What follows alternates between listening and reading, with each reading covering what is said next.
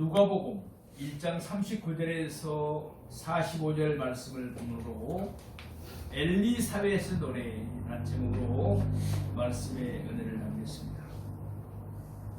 누가복음 1장과 2장에는 예수님의 탄생과 관련된 노래가 5편 나오고 있습니다. 누가복음 1장 42절에서 45절 말씀, 오늘 우리가 보고 있는 말씀은 엘리사벳의 노래입니다.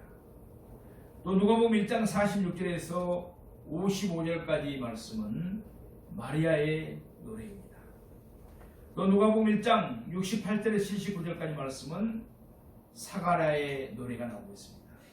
또 누가복음 2장 14절에는 천사들의 노래가, 그리고 누가복음 2장 29절에서 32절에는 시몬의 노래가, 그래서 5편의 노래가 나오고 있습니다. 대강절, 대림절 두 번째 주일입니다. 성탄절이 다가오고 있습니다. 오늘 본문에는 두 여인이 등장하고 있습니다. 예수님의 어머니 마리아와 그리고 엘리사벳입니다. 두 사람은 친척간이었습니다. 두 사람은 멀리 떨어진 곳에서 살았습니다. 마리아는 이스라엘의 북쪽 지방인 갈릴리에 살았고, 반면에 엘리사벳은 이스라엘의 남쪽 지방인 유대에 살았습니다. 누가복음 1장 36절 말씀처럼 엘리사벳은 나이가 많아 늙었습니다. 더군다나 엘리사벳은 처음부터 임신하지 못한다고 알려진 여자였습니다. 한마디로 엘리사벳은 성녀요 불임 여성이었습니다. 그럼에도 불구하고 엘리사벳은 아들을 뵀는데 이미 6달이 되었습니다. 반면에 마리아는 젊었습니다. 누가복음 1장 34절 말씀처럼 마리아는 남자를 알지 못했습니다. 다시 말해서 마리아는 처녀요 동정녀였습니다. 그럼에도 불구하고 마리아는 그의 태중에 성령으로 잉태된 아들을 배웠습니다. 이와 같이 두 여자 모두 아이를 배울 수 있는 상황이 결코 아니었습니다. 그럼에도 불구하고 그들은 각자의 태중에 아들을 배웠습니다. 그러니까 하나님이 그들에게 기적을 행하셨던 것입니다. 기적이 하나님을 믿는 우리인 줄로 믿습니다. 그러므로 그들은 초자연적으로 임신을, 잉태를 하게 된 것입니다. 이제 오늘 본문에서 드디어 두 여인이 함께 만납니다.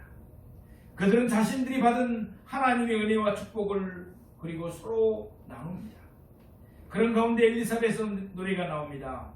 그러면 이제부터 오늘 본문을 세 대지로 나눠서 자세히 상고하면서 은혜를 받고자 합니다. 첫 번째, 마리아가 엘리사벳을 문안했습니다. 누가복음 1장 39절 말씀을 우리 한번 보시겠습니다.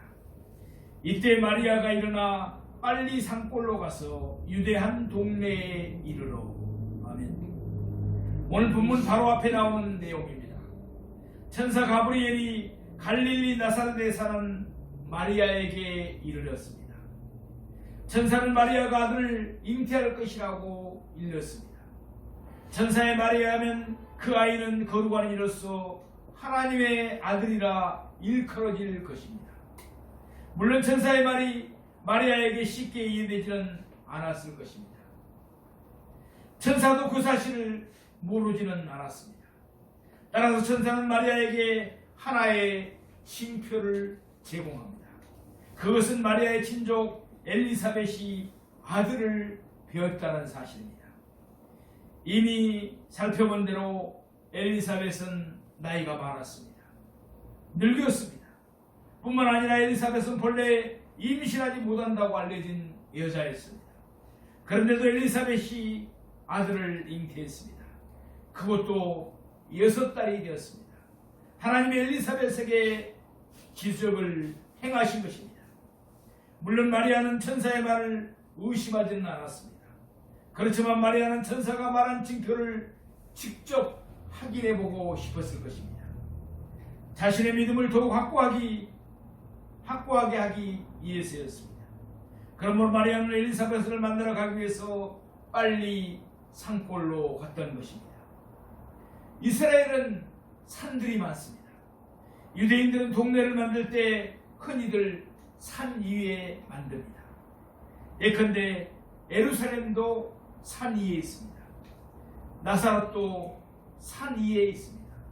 마찬가지로 마리아가 찾아간 동네도 유대의 산골에 있었습니다. 그 산골은 유대에 속에 있으니까 아마도 그 산골 동네는 예루살렘 근교에 위치해 있었을 것입니다. 갈릴리 나사렛에서 예루살렘까지는 직선 거리만 해도 100km가 훨씬 넘습니다.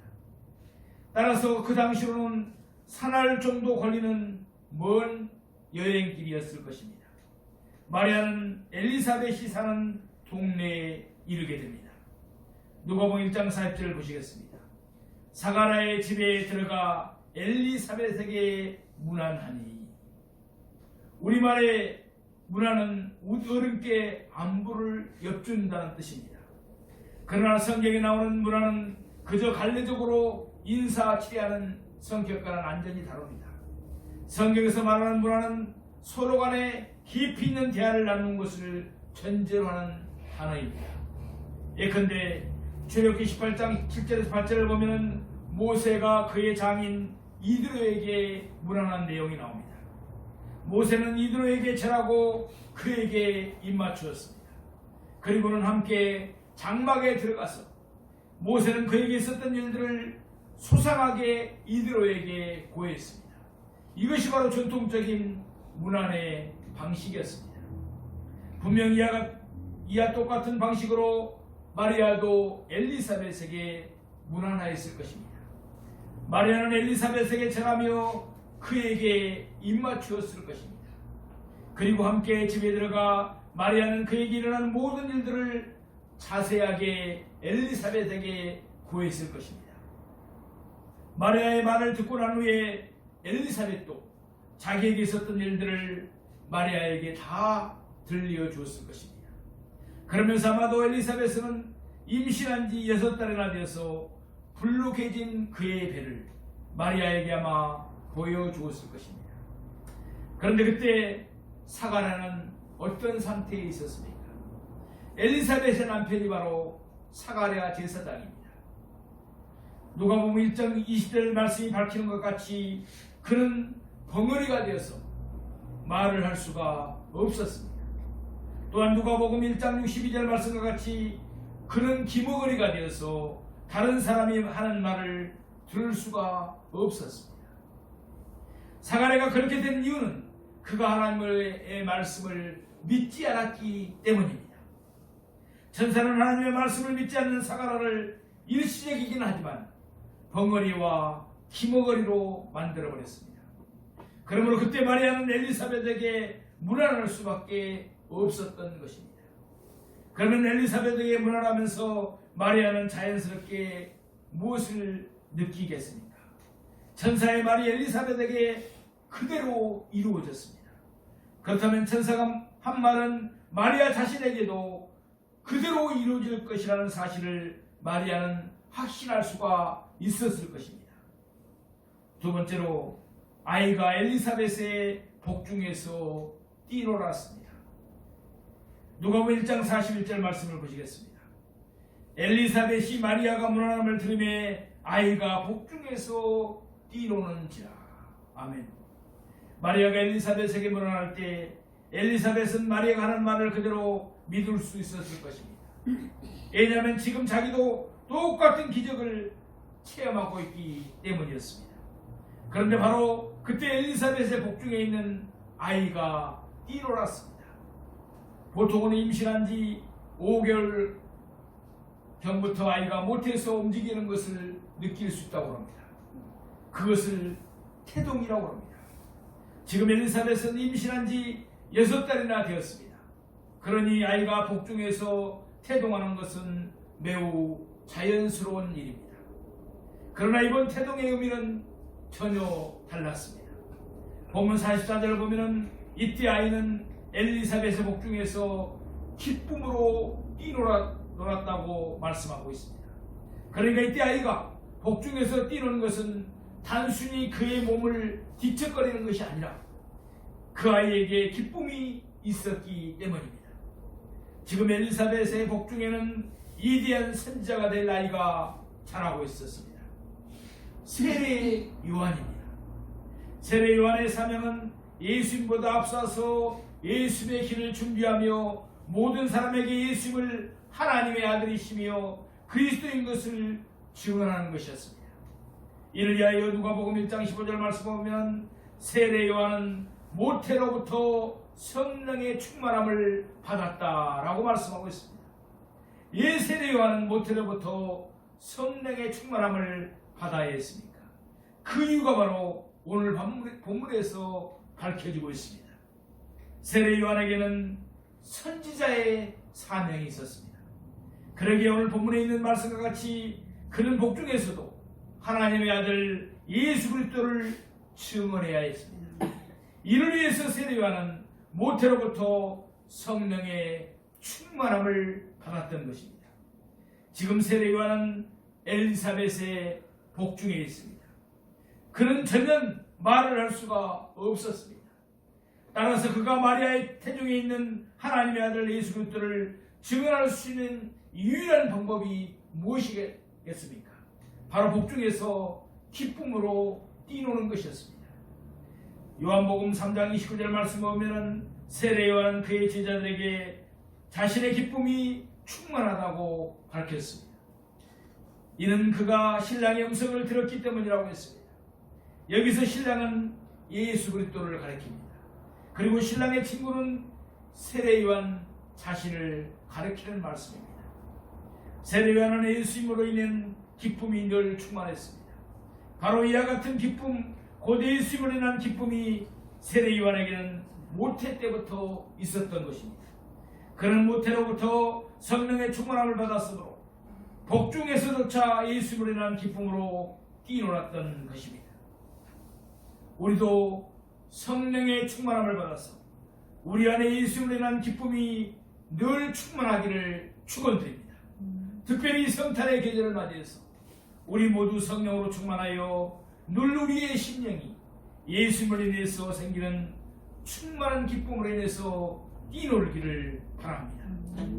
세 번째로 엘리사벳이 성령의 충만함을 받아 노래했습니다. 누가복음 1장 41절 말씀입니다. 엘리사벳이 성령의 충만함을 받아. 아멘. 누구든지 성령의 충만함을 받으면 성령이 그 사람을 온전히 주관하시는 줄로 믿습니다. 아멘. 우리 교회는 특별히 성령 세례를 강조하는 교회입니다. 교회는 이 양에 다닐 것 허당으로 다니지 말라는 것입니다. 율법적으로 예수를 믿지 말라는 것입니다. 참으로 우리가 교회를 다니면서 성령 세례를 받아서 물과 성령으로 거듭난 하나님의 사람들이 되기를 축복합니다. 성령의 사람들이 되기를 축복합니다. 그래서 이 세상이 감당하지 못하는 성령의 사람, 예수의 사람, 영적인 잡동사니에서 안전히 해방되어서 강신무당집에 가도 천개가 나오지 않은 사람들, 이런 사람들이 되기를 주님의 이름으로 축복합니다. 성경을 보면 성령의 충만을 받은 사람에게 나타나는 두드러진 현상이 한 가지가 있습니다. 그것은 성령의 감동하심을 따라서 하나님께 받은 예언을 말하는 것이었습니다. 예컨대 누가복음 1장 67절을 보면 사가랴가 성령의 충만을 받아서 예언하고 있습니다. 또한 베드로후서 1장 21절에 의하면 예언은 성령의 감동하심을 받은 사람들이 하나님께 받아 말한 것이라고 밝히고 있습니다. 물론 여기서 예언이라면 하나님의 말씀을 선포하는 것을 가리킵니다. 엘리사벳은 성령의 충만함을 받았습니다. 그 결과 그는 성령의 감동하심으로 하나님께로부터 받은 예언, 곧 하나님의 말씀을 선포했습니다. 이제 엘리사벳에게서 나오는 예언의 말씀을 통해서 마리아는 또다시 천사의 말을 확인할 수가 있었습니다.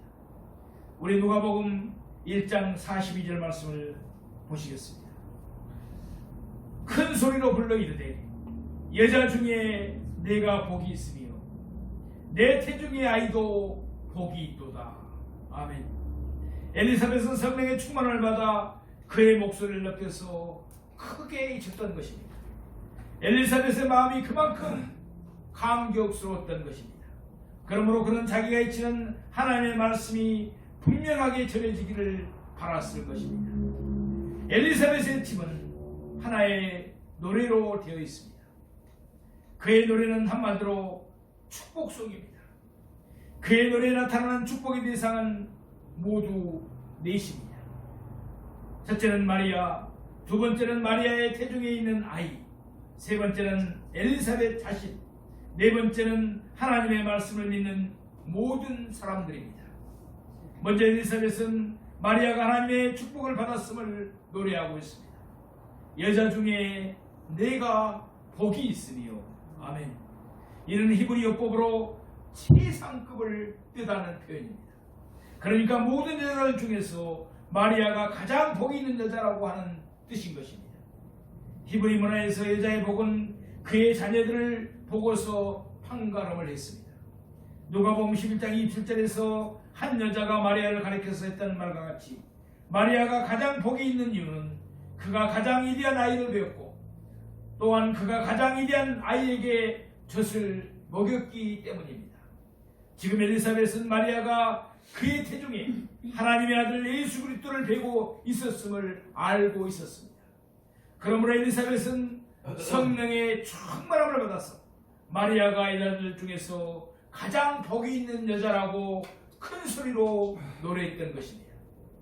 물론 누가복음 1장 15절 말씀과 같이 세례 요한도 주 앞에서 큰 자였습니다. 따라서 세례 요한을 뵌 엘리사벳도 하나님의 은혜와 축복을 크게 받았음은 분명합니다. 그러나 예수를 뵌 마리아와는 감히 비교할 수가 없습니다. 예수는 하나님의 아들이시며 그리스도이십니다. 그러나 세례 요한은 예수님보다 앞에 와서 예수님의 길을 예비하는 선지자입니다. 말하자면 예수님은 하나님이시지만 세례 요한은 피조물 인간에 불과할 뿐입니다. 엘리사벳은 이 사실을 잘 알고 있었던 것입니다. 따라서 엘리사벳은 마리아가 자기보다도 훨씬 더 크게 하나님의 은혜와 축복을 받았다는 사실을 밝히고 있는 것입니다. 엘리사벳은 마리아에 이어서 마리아의 태중에 있는 아이도 복이 있음을 선포하며 노래하고 있습니다. 내 태중의 아이도 복이 있도다. 아멘.